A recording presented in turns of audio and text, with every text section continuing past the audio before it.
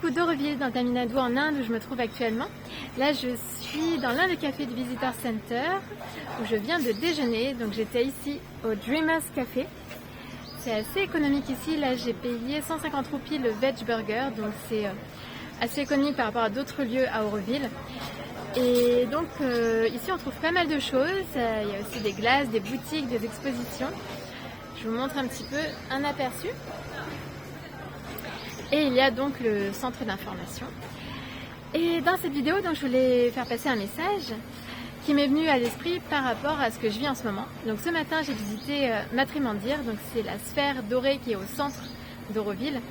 Et pour pouvoir entrer à l'intérieur, il faut réserver plusieurs jours à l'avance. Et en fait, je me disais, il est prévu que je parte lundi, là on est vendredi 4 avril, il est prévu que je parte le 7 avril, il me reste donc 2 jours et demi. Et je me disais, mince, j'aimerais bien y retourner, j'aimerais aussi aller méditer dans les salles qui sont autour du Matrimandir, donc les salles qui sont dans les pétales. Et donc j'aimerais partir peut-être un jour plus tard, au moins un jour plus tard. En fait, je vois au fur et à mesure comment je me sens et c'est comme ça que mon voyage se passe, dans l'instant présent et en fonction de mes ressentis, et en fonction de la guidance que je reçois. Et donc, je me disais, je vais essayer de prolonger mon séjour, ne serait-ce que d'un jour.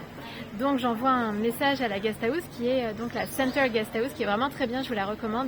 Et ça m'a été confirmé à plusieurs reprises, comme quoi c'est vraiment une bonne guest house ici. Bon rapport qualité-prix, bien organisé, propre, soigné et tout. Et donc j'en reparlerai. Et donc, j'envoie un email. Parce que en fait Auroville c'est très grand, donc évidemment j'aurais pu y aller mais je suis à vélo et là j'allais manger ici, donc j'ai envoyé un email et donc j'ai demandé à prolonger mon séjour d'un jour et ça m'a été accordé.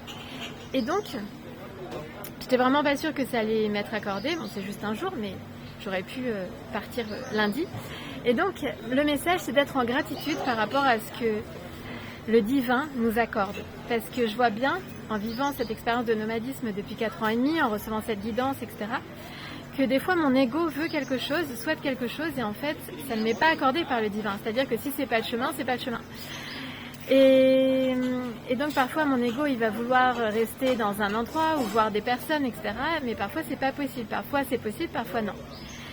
Et donc c'est d'être en gratitude par rapport à ce que le divin nous offre, nous accorde, nous exauce. C'est en fait une grâce, une chance.